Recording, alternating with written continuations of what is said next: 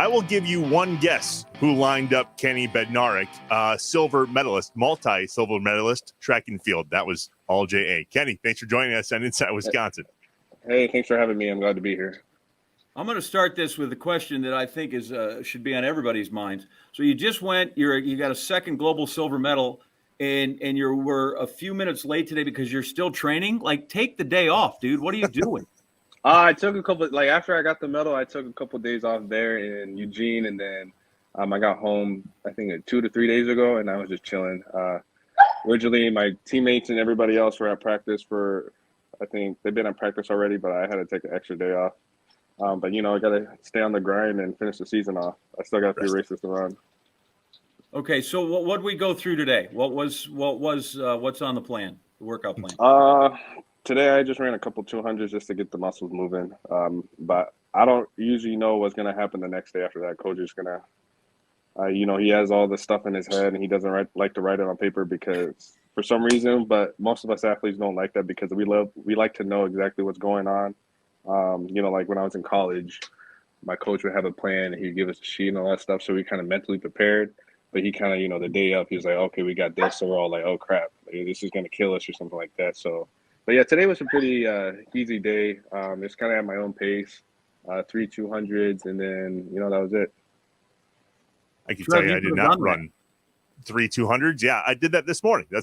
Ironically, that was my morning workout today too. I ran 3 200s. What's it like to kind of, as you move up, you talk now everybody's fast because you're running high school all of a sudden like, dude, I kill these people. There's nobody on the track should be with me. You get into college and the competition's a little better, but now you step on the track and it's one of these where, man, if I miss a stride, that can be the difference between first and seventh. And what's it like to kind of move up in that competition and realize you belong in that, but also how to learn to compete with that? Like you said before, it's just one little screw up, then, it's the difference between first and fourth. Just go in and try to, better whatever, like if you go into a meet and, you have a race and you're supposed to win or you're supposed to be with those guys and you end up messing up and you know why you messed up and where you need to work on. You can get upset about it and all that stuff, but then it's also like, okay, well, I know I belong here and I know the reason why I lost this race is because I screwed up at this point. So you go back to training with a positive attitude because there's always an upside. Like for me last year, was my breakout year. Cause officially my first pro career, year was 2019. And that's kind of like, coming out of college. So I actually don't know if that's my actual first official year. And then we had the COVID year. So, nothing happened that year. So last year for me was my breakout year, my first year. I consider that my first year. Mm-hmm. And, I was competing against everybody and I knew I belonged there. And, every time my mindset is every time I step on it, every time I stepped on the track, that's my husky. I step on the track thinking I should win, knowing I should win. And when I don't win, I know why I didn't win. And, I just go back into the next day, just, hey, I got to fix this because, I don't want this to happen again. And there was a few races that I lost last year where I knew I should have won. There was one in Paris. There was one. I feel like I could have won. Andre ran his butt off, but I feel like I could have done a little bit better with being relaxed with my shoulders and, all those little micro things would have been a big difference for me. But yeah, it's just, technique is very important in this sport. But yeah, I do have fun, competing against these guys. We all talk to each other and once we step on track, it's just a survival of the fittest. You said it's a husky? It sounds like a poodle. He's right here. Let's see. He doesn't sound gigantic. Okay. He's big enough. Oh, look at that. Yeah. Those are beautiful dogs. I like that. So you're fast enough now that you've got 2 global medals. When you're running around a track in Rice Lake, or even if you're running around the neighborhood, did you think, wow, I could have an Olympic medal, I could have a world championship medal? Being in Rice Lake, no, I didn't really think about the whole global stage until I was running. When I was younger, I remember watching, Rio, and You know, you've seen Bolt, Justin, and Johan running. You know, as a little Mhm. kid, I'm like, oh yeah, I want to be an Olympian. But I feel like most kids have dreams like that. You know, when you're younger, you're always gonna have those, you know, big goals, and you're gonna say, I want to be this, I want to be that. But then when I got into, you know, middle school, high school, it really wasn't a thought um, about being in the Olympics. Like I was focused on football. I think in middle school and high school is more, I want to be an NFL player. Um, but then once I got to college and I just, you know, blew up those fast times in the junior college stage, you know, that was kind of the time where it's like, okay, like I have an opportunity here. I'm one of the fastest people. You know, when you get a world lead, you're like, wow, like as of right now, I'm one of the fastest people in the whole world in this, you know, particular event. So, I mean, at that point that I knew then that I wanted to go pro. Like once I mean, honestly, I didn't even know being pro was a thing because I know most people don't know. You know, you're an actual pro. You got meets besides, you know, Olympics and Worlds. But I didn't even know that until I was at that level. So pretty much in you know, college, that's when it solidified. Okay, I'm gonna go pro. That Mhm. was my goal, and then I ended up, you know, getting it done. The bucket hat looks good on you. Oh, thanks. The headband is what people know when they watch and you come out on the track. So, Hmm. like I watch Rod Benjamin, Michael Norman, right? They kind of got their matching we're USC guy headbands. It gives them Hmm. superpowers. Yours is a different kind of a deal. Where did it come back? Where did it come from? And then how is it you decided to kind of lean into that and make it Kung Fu Kenny and the whole kind of persona around it? Yeah, Kung Fu Kenny has a set of values that I love. You know, dedication, humbleness.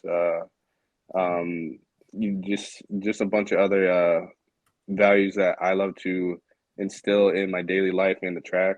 I mean, you know about me, like I'm quiet, but I go onto the track and make sure to compete and I get, you know, the job done. I mean, that's I feel like one of the reasons why people don't really know me much because I'm not that loud and, you know, crazy guy with a lot of energy. You know, I go in there, do my business, and I leave, and then I do it again every single time I step on the track. Um, so, I mean, they just had a set of values that I love about it. And with the headbands, you know, the goal is to always have a different headband for each race and each and every race. That's why I always have a new one. And I'm trying to be able to get some new like prints on it to make it look really cool. So yeah, that's why I have a few headbands, and you know, it just like has a set of values that pertain to me. So John talks about growing up Green Bay a lot, and I'm curious, Kenny, as you grew up Rice Lake, do you have that Wisconsin patriotism that we talk about? Like, you know what it means and the values that you share from being from Wisconsin. And I guess, do you connect with that when you're at all these different places running? Do you look for Wisconsin people, or how's that feel? I mean, I don't look for them, but we end up finding each other. Always meet somebody like, oh yeah, I'm from Wisconsin. I was like, oh really? But yeah, just a lot of hardworking people up there, and I mean, that's what I am, just hardworking. Every time, like I said, I get on the track, I work my butt off just to be where I'm at. I mean, especially this year, it was totally different with the toe injury. I honestly, the first 2 months of training was it was unbelievable. I've never had to work my butt off so hard just to get back to where I was. But yeah, just a lot of hard working people up there, and you know, every time we find each other, you know, we have a few good conversations. You know, we got them cheeseheads, the Packer fans. I'm a Packer fan. I love Aaron Rodgers. And I'm not really a Milwaukee fan. I don't really watch basketball like that, but I mean, I've seen Giannis play here and there, but he's a phenomenal athlete, and I love to, you know, I love that he's playing for Milwaukee. So you mentioned you had to come back from a toe. I don't know that everybody realized that you broke your toe in December. Yeah, I don't know if you want to let the people know how you did it. I don't think it's embarrassing, but it is. It's not your yeah, typical it, sporting injury. yeah. It's not a typical sporting injury.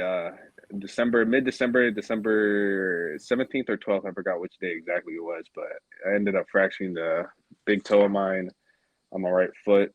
Was doing some handyman stuff, trying to put a coffee table together, and you know, I dropped it on my toe, and it chipped the side of my foot, and the top of my toe.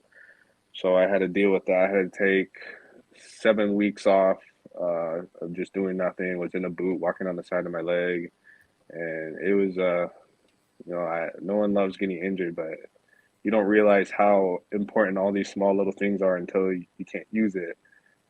So you just had to I had to balance everything back up. Like I said before, take 7 weeks off and just let it heal. I mean, even now it's not 100%. I can bend it, but it's like, not 100%. It's like slightly like this. But yeah, just getting back, it was just a crazy journey. I was just lucky to have the right people around me, have the right coaches, right doctors, all that stuff. And I'm hoping by the end of the year, after I'm done running, that I'll be able to bend it 100%. But yeah, it took a while. It's very painful when that initially happened. I honestly thought I was okay because I used to think, being young and everything, I used to think I was invincible. So like, I was Sure. like, okay. I sent my coach a picture, and I was like, oh, I'll be good. I'll be at practice in a couple of days, and then we got an X-ray, and I was like, oh crap. Not good. Yeah, not good, but yeah, it was a crazy experience. But I'm just lucky to be able to get through it. Explain to Trevor here. I think probably most of our audience knows, but we're going to do it anyway. So the silver medal is unbelievable, but explain to Trevor how hard it is to make the U.S. team in the 200, because that is the deep end of the pool right there. I mean, yeah, honestly, to make the team, I feel like for most of us, when we get through trials, that's like our Olympics because everybody's running fast. I mean, oh, shoot. Woo. It didn't land on your toe, did it? No. Yeah, Okay, careful, good. man. Okay. He needs to go away. But I mean, like, for example, like in the 100 meters last year, I ran 9:89.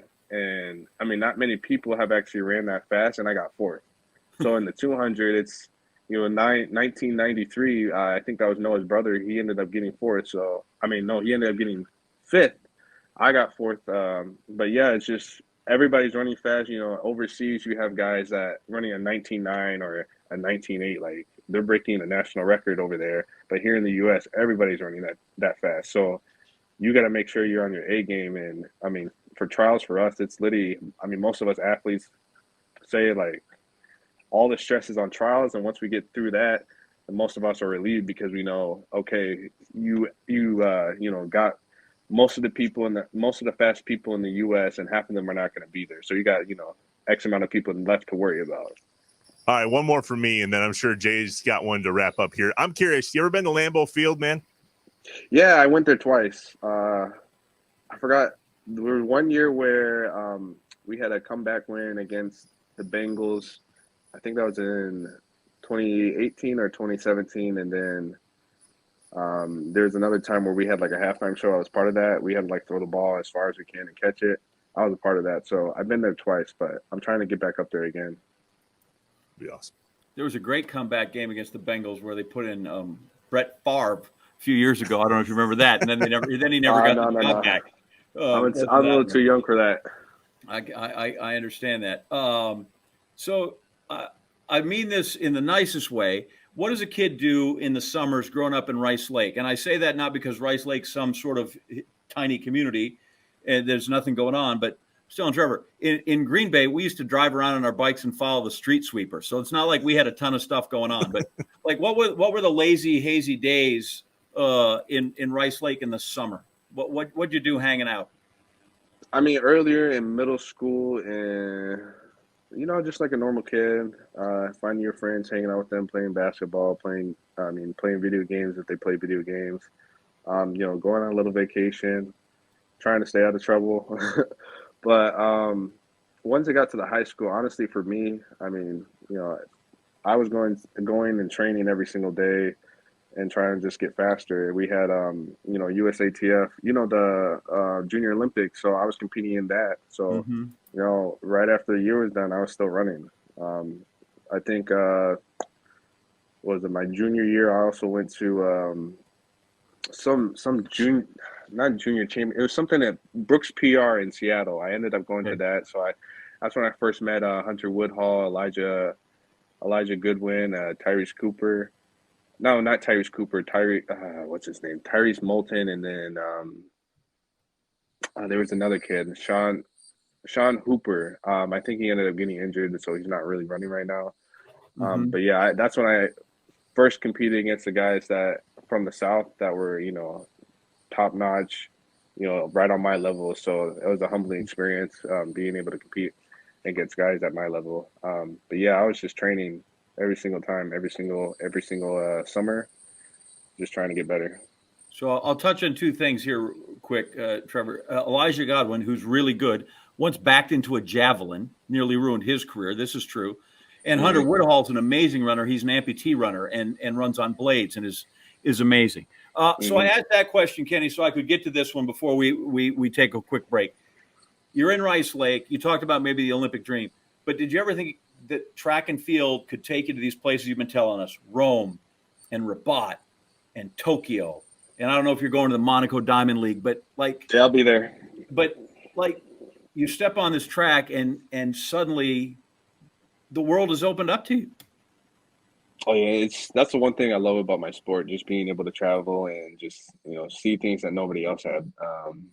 But yeah, you know, thinking about going to the Olympics and all that stuff, I didn't really think about that. And then it was like, oh, we're going to Morocco as your first meet, or Ostrava. I'm like, oh, okay. Like, you know, it's just crazy. But I do, that's the number one thing I love about my sport, just being able to, you know, see different types of cultures, see how everything is, you know, how the system is over there. Is just an amazing experience to be able to have the opportunity to do that, because not most people, especially at my age, are capable of doing that. But yeah, it's just, I love my job. An episode of Inside Wisconsin dedicated to medal winners. Double Z is next, and then a really cool lightning round with JA. We're back in a minute. Inside Wisconsin.